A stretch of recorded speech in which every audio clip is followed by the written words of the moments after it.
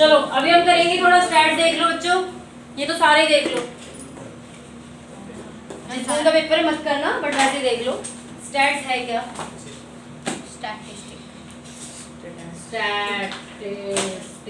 एक तो इसके स्पेलिंग में ही हो जाता है। ठीक है, स्टैट्स में ज़्यादातर हम यूज़ करते हैं पहली चीज़ बार ग्राफ। इसमें क्या है, हम ना अपने डाटा को कलेक्ट करते हैं और डाटा को कलेक्ट करने के बाद उसका एक उसको टेबल में डालते हैं, फिर उसको ग्राफिक रिप्रेजेंटेशन करते हैं। ग्राफिक रिप्रेजेंटेशन देखो, टेबल में डालना मतलब उसमें टैली मार्क्स तो आते हैं ना, जो जितना होता है उतने काउंट करके फिर वो डंडे खींचते थे, टैली मार्किंग, वो टेबल में डालते हैं, उससे उसकी फ्रीक्वेंसी आती है। फिर हम ये बार ग्राफ से उसको रिप्रेजेंट करते हैं, हिस्टोग्राम से करते हैं और फ्रीक्वेंसी पॉलीगॉन से करते हैं। बार ग्राफ सेकंड नंबर पे, हिस्टोग्राम और थर्ड नंबर पे है आपका फ्रीक्वेंसी पॉलीगॉन। अब मैं इनका वो बता देती हूँ। बार ग्राफ क्या होता है, जब आप ये ऐसे ऐसे बनाते हो, ये है आपका बार ग्राफ, ठीक है, अलग अलग सिंगल सिंगल। हिस्टोग्राम वो होता है जो ऐसे चिपक चिपक के बनता है, ठीक है। और फ्रीक्वेंसी पॉलीगॉन वो होता है, जैसे मान लीजिए आपने हिस्टोग्राम बनाया, इसके आधे पॉइंट पे ऐसे लगा दिया और इससे जो बना कनेक्ट करके, तो लाइन ग्राफ भी बोलते हैं इसको। ये आपका फ्रीक्वेंसी पॉलीगॉन होता है, ठीक है। यहाँ के आधे से शुरू होता है और यहीं के पीछे के आधे से खत्म होता है, वो आप ग्राफ पे समझ जाएंगे, ठीक है, समझ में आ गया। इसके बाद आपका दिया हुआ है, नहीं क्यों सही नहीं था। बार ग्राफ में कई बार ये नॉर्मली आप यहाँ पे जैसे ये आपका होता है एक्स एक्सिस, ये वाला एक्स एक्सिस, ये वाला वाई एक्सिस, और दोनों पॉजिटिव के ही लिए जाते हैं, ठीक है।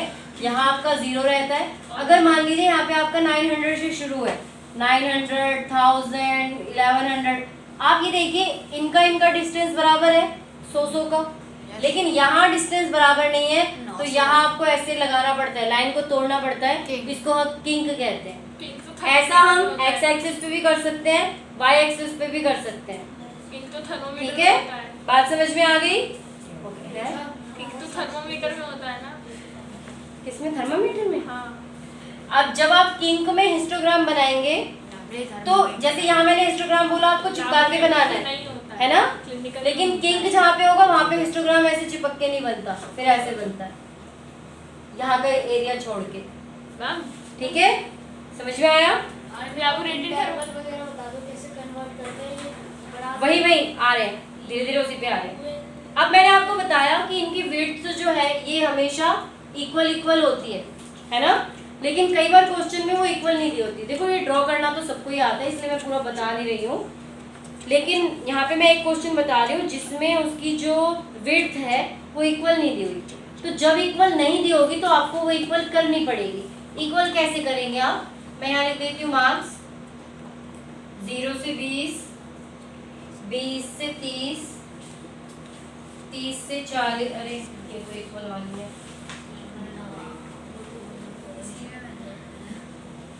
एक मिनट। देखो एक तो आपको रुको एक एक करके बता देती हूँ।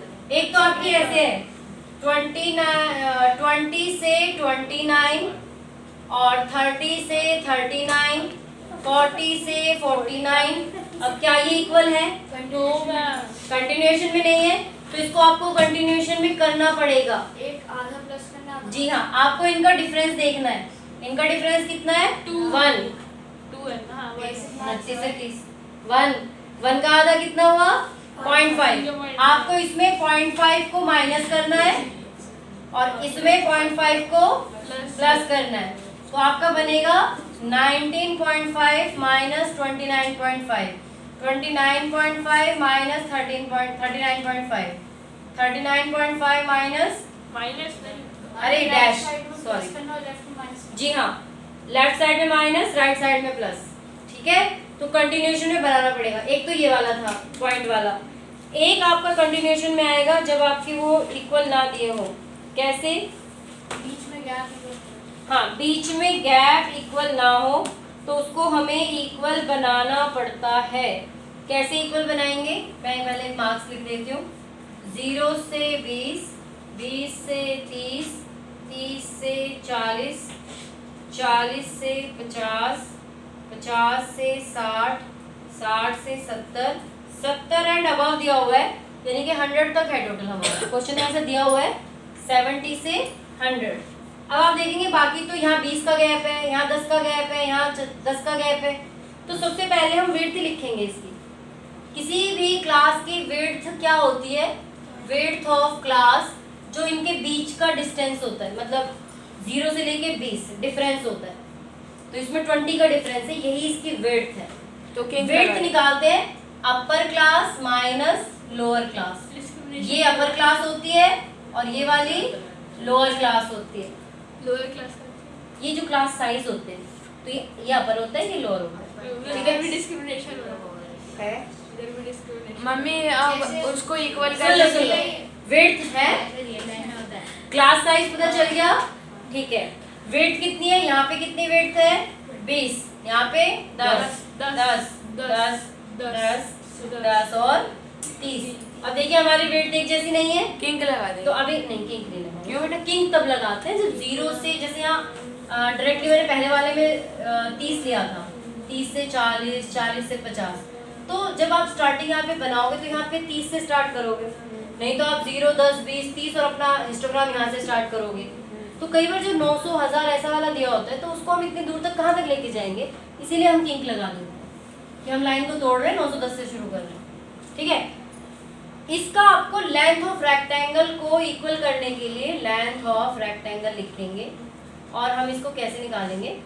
आपको इसमें से, अच्छा फ्रीक्वेंसी तो लिखी नहीं मैंने, फ्रीक्वेंसी दी हुई थी 7, 10 फ्रीक्वेंसी क्या होता है? कि कितनी बार आता है, जो टेलीमार्किंग नहीं करते थे आप लोग, वो पिक्टोग्राम। हाँ पिक्टोग्राम में जो, वो तो पिक्चर वाली थी।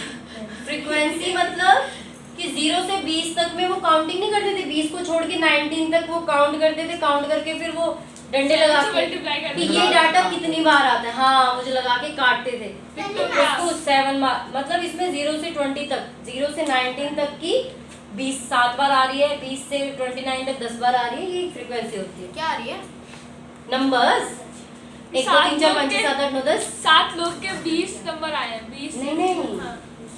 हाँ मतलब अगर ये मार्क्स है तो 7 लोगों के 20 के नीचे नंबर आए हैं, 10 लोगों के 30 के नीचे, 20 और 30 के बीच में आए हैं। ये दिया होगा ना? हाँ ये दिया होगा, मार्क्स भी दिए होंगे, फ्रीक्वेंसी भी दी होगी, ये हमें निकालना है, ये हमें निकालना और है। मैं ग्राफ बना देते हैं। इसमें कैसे निकालना है? एक तो आपको इसमें सबसे मिनिमम वाला विड्थ कौन सा है इसमें? 10 है। आपको क्या करना है? 7/20 into minimum width, 7/20 into minimum width. 7 width of the class into हाँ जी, फ्रीक्वेंसी इसका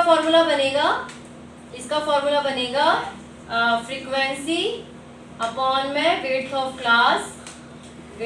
क्लास इनटू मिनिमम विड्थ। क्यों मसला है? इसको कहते क्या है? लेंथ ऑफ रेक्टेंगल निकलता है। न्यू क्लास हाँ है, मतलब न्यू फ्रीक्वेंसी। न्यू फ्रीक्वेंसी कह सकते हो आप। अपने कोई मार के हंसा मार कैसा है? ऐसे मार रहे खुद। इसने मेरे को मारा और पूछ रहे क्या है। तो ये आ गई 3.5, 10/10 इंटू 10, 10 आ गया, फिर 10/10 इंटू 10 आ जाएगा, 20/10 इंटू 10 20 आ जाएगा, ये भी 20 आ जाएगा, 15/10 इंटू 10 15 आ जाएगा, 8/30 इंटू 10, ये तो भाई पॉइंट में ही आएगा 2.67। ये कैसे होता? 8 को 3 से डिवाइड, ठीक है। आगे वेट निकालनी, ये आपकी वेट है, ठीक है। एडजस्टेड फ्रीक्वेंसी कैसे निकालते हैं? हाँ? एडजस्टेड तो यही सब है, एडजस्टेड फ्रीक्वेंसी ही है ये, क्या? ये भी एडजस्टेड फ्रीक्वेंसी ही है, ठीक। अब बारी आती है क्लास मार्क्स की, कि आप क्लास मार्क कैसे निकालेंगे? क्लास मार्क्स एवरेज नहीं, मिड वैल्यू, इसको आप मिड वैल्यू भी कह सकते हैं। मीन क्या मीडियन होता है? मोड। नहीं, मीन क्या होता है? अरे सुन लो पहले यार, अपर लिमिट या upper class, mean median mode. Limit, इसको लिमिट बोलते हैं। मीन क्या होता है? Upper limit plus lower limit इधर भी डिस्कस। एवरेज को बोलते हैं अपॉन 2। अगर क्वेश्चन में आए क्लास मार्क्स निकालिए तो अपर लिमिट 20 अब प्लस 0 अपॉन 2, 30 प्लस 20 अपॉन 2। जिस क्लास की कह रहे हो उस क्लास की निकल जाएगी, ठीक है। उसके बाद आपका कुछ नहीं है, डायरेक्टली क्वेश्चंस हैं जो कि आपको बार ग्राफ बनाना है, हिस्टोग्राम बनाना है और फ्रीक्वेंसी पॉलीगॉन बनाना है। मैम इसका मेरा पेपर हो गया मैम। हाँ, यही 3 टाइप के होते हैं, तीनों मैंने बता दिए। नीचे आपका वो आएगा, जैसे कि पहला क्वेश्चन है इसका, जैसे कि पाई चार्ट यानी जैसे कि पहला क्वेश्चन है reproductive health conditions, neuro psychiatric, तो ये यहाँ पे लिखेंगे रिप्रोडक्टिव न्यूरो ऐसे करके, इंजरीज, और ऊपर हम इसके नंबर्स लेंगे फ्रीक्वेंसी में। हाँ जी, फ्रीक्वेंसी हमेशा वर्टिकल वाई एक्सिस पे लेनी है और मार्क्स हमेशा एक्स एक्सिस पे लेना है, ठीक है। और बताओ इससे कोई रिलेटेड क्वेश्चन करके देख लेना, क्वेश्चन ना आया तो फिर वो मैं यहीं बोर्ड पे करवा दूंगी, ठीक है।